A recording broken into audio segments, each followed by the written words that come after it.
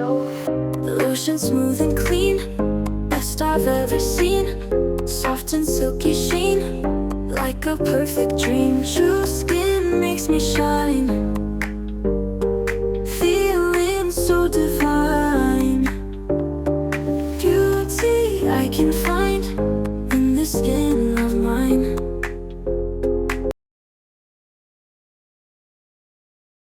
I was very happy in Baltimore, very, very happy in Baltimore. My director general from the hospital came to visit me in Baltimore, and he saw everything. Yeah. He told me, listen, Avi, don't come back. That's why I told you, trauma against all odds. He told me, they love you here. I spoke with them. They admire what you are doing. You're talented surgeon. They love you. Stay there.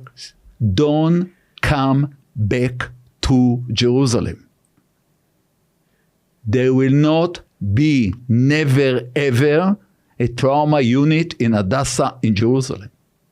They wanted you to stay at the at Maryland, yes, at the university. Yes. In Baltimore. In Baltimore. What made you go back home? Just a second. It's not so simple. Trauma against all odds.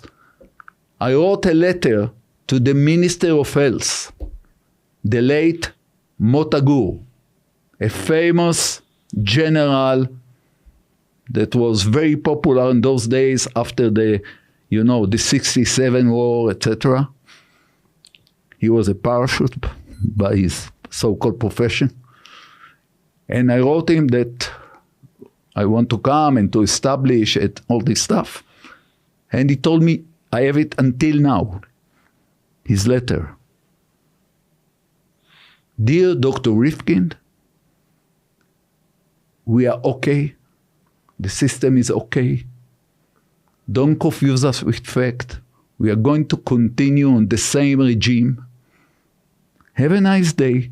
Stay in Baltimore. All the best. Greetings, Mota. So, taking into consideration, now I'm here, with white hair and all this stuff.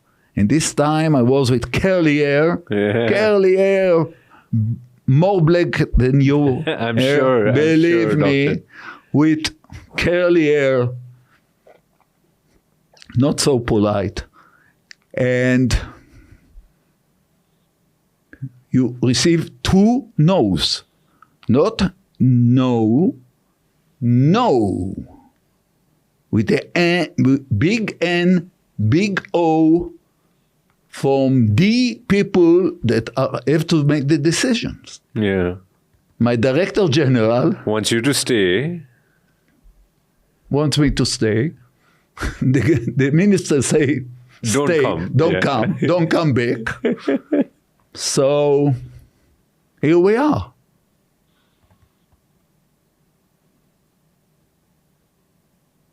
And I came back. And I started from zero. Alone. I changed things that were in Hadassah from ever. Head of the departments. I told them, listen, I want, for example, that the chest drain. In the past, the chest drain had inside a metal needle. So you make the incision and then you push the needle, and then later on you insert the chest tube. But it's so heavy and it's one direction. So I saw personally that this needle went to the pulmonary artery, to the liver. I came back with the greatest idea, Nobel Prize. I am joking. To take out the needle and to put it with the open incision First of all, the finger, and then insert. You know what? It was revolution in Hadassah. Nobody had done it. Yeah. The guy is crazy. Be aware, the guy is totally out of control. That's the simple. The other one was, we had the operation of trauma patient. Yeah. And I came out from the OR with a open abdomen. We called it open with a plastic bag. It's called Bagota bag that I saw in Baltimore. Mm-hmm. And I came out to the recovery room, and my boss told me, Avi, what's that? I told him, listen, it's called Bagota bag. That's what we are doing. We cannot close the abdomen. We'll close it later on, and all this stuff. He told me, what? Come. I will teach you how to close the abdomen. I told him, Professor, do me a favor. Leave the woman. Let me treat her my way. And let's see. Give me the chance. Please. You send me for 2.5 years to a place. Don't give credit to me. Give credit to the place. It's not that I invented it. There's something that I invented. But this one, not. It was a regular practice in Baltimore in shock trauma. You know, I begged him. I really begged. He said, oh, you know what? I will keep an eye on her and on you and see what will be. Que sera, sera. Thank God. She survived. Thank God, later on, we closed the abdomen and nothing happened. So the things that you learned in Maryland, in Baltimore, you went back home and you utilized that as much as you can. As much as I can. Luckily enough, I had a nurse that was convinced by my movement, by my willing, by enthusiasm, whatever. And she told me, listen, I'm interested in this field, and I want to be with you. Unfortunately, her name is Etty. She died, but she was, my right side hand, my left side hand. She fought with me all the wars against this and against the other, and together. And later on, there was another resident. And, you gather together your forces, the poor forces for the trauma unit, but it's a process. It's not revolution, it's evolution. Dr. Avi, in the same conversation, I'll give you another example. 7 people die in Nepal's roads every single day that we were talking earlier as well. I believe you've created a youth road safety program in Israel. Yes. Would you mind sharing that with us? No problem. And that's also happened after such a disaster. In the high school, in a school near Jerusalem, but in the same area, they celebrate the finishing of the high school. Yeah, a party. A party.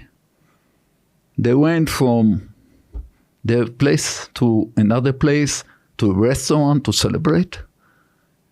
And on the way, they had a road accident. 4 of them died. 3 on scene, and the other one was brought to us. Oof, I remember it vividly now. He was in the recovery room with severe head trauma. Head trauma. Family came, mother, father, and sister. You can imagine, you have to speak with them and to tell them, dilated pupil, no chance to survive, We left him. After a couple of days, he died. It's, they are almost 18, 17 and a half. You see the mother, you see the father, and you see the sister. I said to myself, listen, it's very nice that you're treating trauma, etc. However, you should do something to prevent the disease.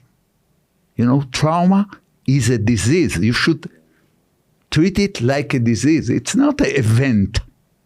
It's a disease. And unfortunately, it's a common disease. So I came, I don't know, I have the idea. I came to my director general, not the one that told me not, they changed already.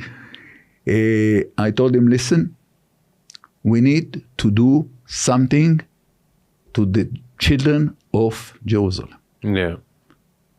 We have to create a program that will teach them how to behave on the road, what to do, you have to do when something happened, to give them guidelines and to show them the results of road accidents. Right.